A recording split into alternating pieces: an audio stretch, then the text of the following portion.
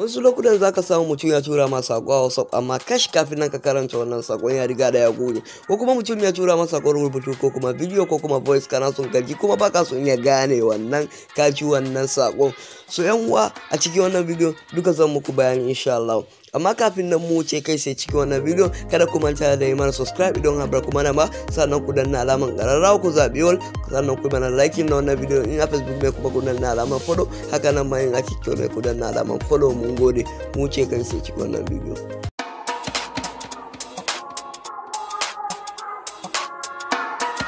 Ok, da farko dai abinda zamu fara yi shine zamu je mu sauke wani application a Play Store. Kai ma sai ka shiga Play Store na wayanka kai sai da zaran ka danna Play Store din zaka dan jira shi ya kawo ma dan fiska kamar haka. So ka sama ka dan zaka kalla inda aka rubuta searching for apps, kawai sai ka danna kai shi sai kai searching din Notisave kamar haka. So kawai sai ka danna kai searching nashi, so zamu dan jira ya bude. So da zaran ya kawo ma fiska kama haka ka duba logon sa kama haka alaman ƙararrawa ne. So kawai za mu zo nan gujin sai mu install dududu wannan application din bai wuce 7.6 MB ba, kawai za ka danna install din nan. So sai mu dan jira shi kaɗan. Okay, yana pending. Okay, za mu dan jira shi kaɗan. So har mu dan dakatar da bidiyon kafin na ya gama download wato install. So gashi nan ya gama installing successfully, kawai zai kawo ma nan guji kai din ma da zaran ka gama installing application din zai kawo ma nan guji zaɓuɓɓuka nan za ga inda ka rubuta open, kawai sai ka danna kan open din nan. So da zaran ka danna open zai kawo ma nan guji kama haka, da zaka duba ƙasa kaɗan ta hannun dama zaka duba inda ka rubuta next, kawai sai ka danna kan shi kama haka next, sai ka ba shi dama kama haka allow. So zaka dan jira shi kanan zai kawo kanan guji kama haka. Dole sai ka bude wannan application din ka bashi dama ya fara aiki a wayanka, sai ka danna kan inda ka rubuta next sai ka kunna shi kama haka. Da zaran ka kunna shi kama haka gashi nan zai kawo ma dan bayanai kadan allow notification accept, kawai sai ka danna allow din nan. Da zaran ka danna sai ka danna back wato kai baya. So da zaran kai baya zaka dan fita ne, so zai fitar da kai kama haka. Kawai sai ka shiga ka sake shiga wannan application din wanda ka sauke, so sai ka bashi allow. Da zaran ka danna kan allow kama haka wato ka bashi dama a files din wayanka. So kawai zai fara loading ne, zai fara irga applications na wayanka. So zai loading akan applications na wayanka. So sai ka dan jira shi kaɗan, gaskiya yana dan irge sai ya kai 100 wato sai kai 100. So gashi nan ma ya kai 100 har ya gama. So za ka dan jira shi ya kawo ma fiskan shi kama haka.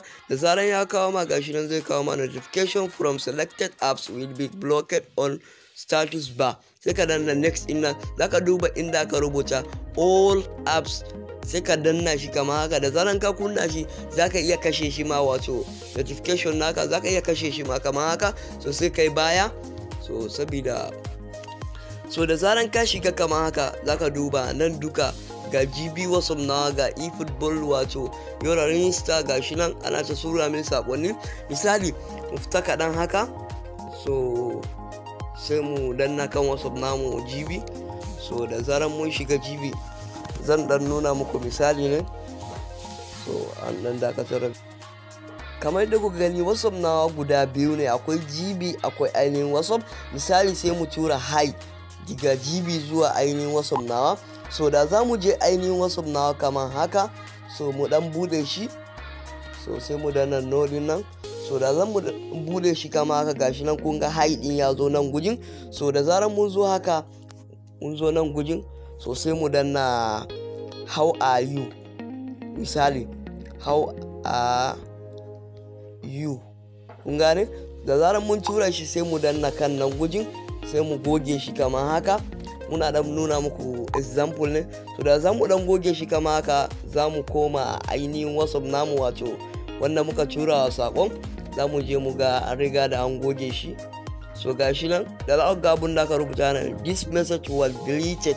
So sai mu je cikin wannan applications din na wanda muka sauke shi mutum service din.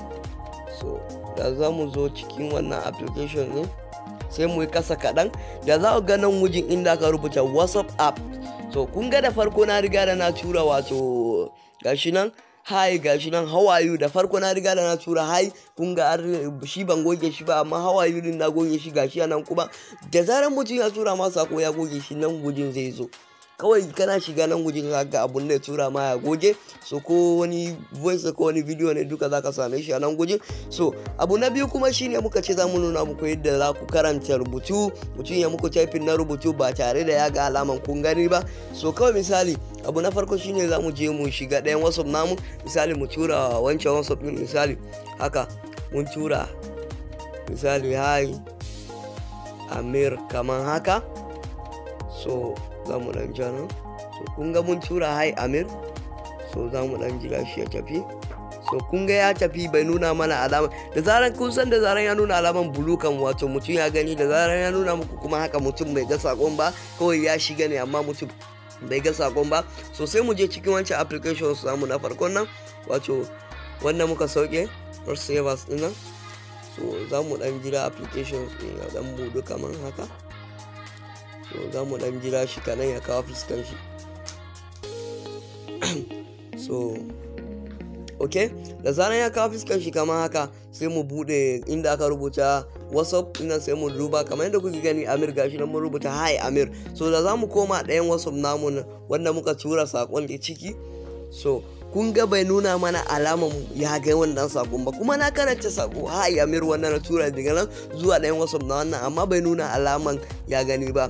Yan uwa, wannan applications in dululu bai wuce samun MB ba, za ku iya sauke shi a kowane irin wayan ku na Android insha Allah. So suna da application in nothing safe.